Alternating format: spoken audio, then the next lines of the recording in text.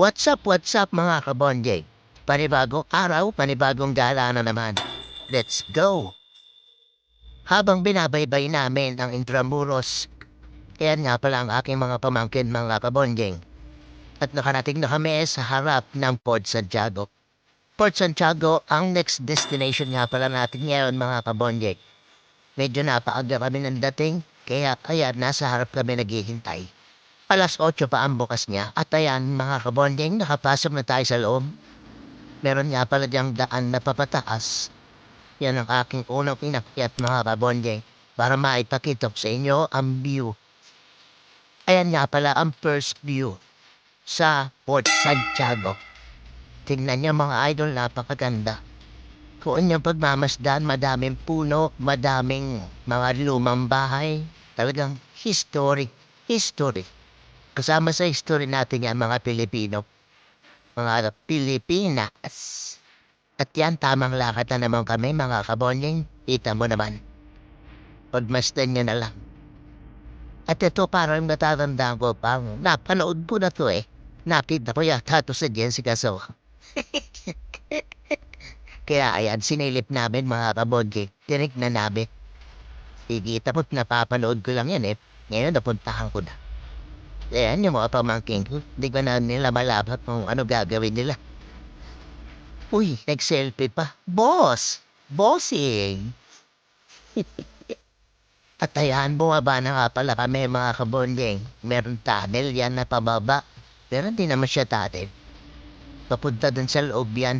Tingnan nyo na lang. May sapa din sa loob.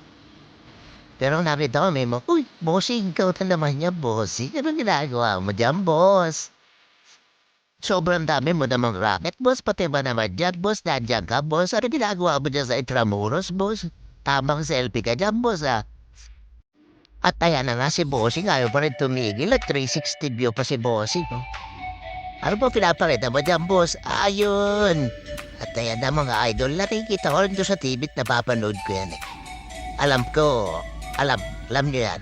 Ipapakita ko nga pala sa inyo ang kabuuan ng itsura kung gaano siya kaganda. Ayan o.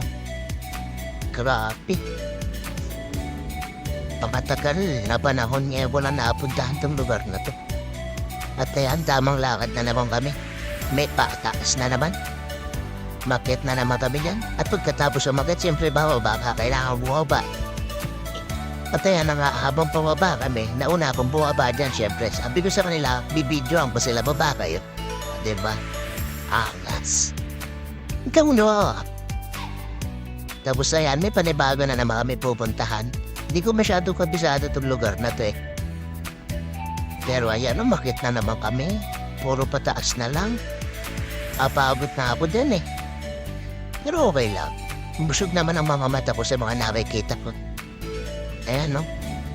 Minsan mo lang makita, talaga ma-amaze ka. At ayan, napita namin si Rizal dyan eh. Hindi ko lang yata na-videohan. Nahira naman sila, oh. Si Rizal ang sinisilip nila doon, nakatayo doon. At ayan, mga idol, meron na naman kami pinuntahan, tapos may tunnel na naman, napapasok. Papalabas yata yan ng Ilog Pasig, mga idol. Kung aking matatandaan. Niyaya ko nga pala yung mga pamangkin ko dyan at sinabi ko sa kanila, doon tayo sa labas na makita natin ang Ilog Pasig. Habang papalabas kami dyan sa pinto na yan na parang tunnel, mga kabonjeng, tingnan nyo kung ano ang bumungot sa atin. Tanaw na tanaw nyo ang Pasig River dyan at yung Jones Bridge, ang bagong gawa. Habang nagpapahinga nga pala kami dyan, mga kabonjeng, tara't pagmasdan, tignan ang kagandahan ng Ilog Pasig. Bago kayo humanga at mamangha sa ganda ng Ilog Pasig, huwag niyong kapalimutang i-like, i-share, at i-subscribe ang aking YouTube channel mga kabonjeng. At pakiclick na rin ang notification bell button para update kayo sa mga pupuntahan pa natin. Let's go! Hindi mo maintindihan kung ba't ikaw ang napapagtripan ng halik ng kamalasan.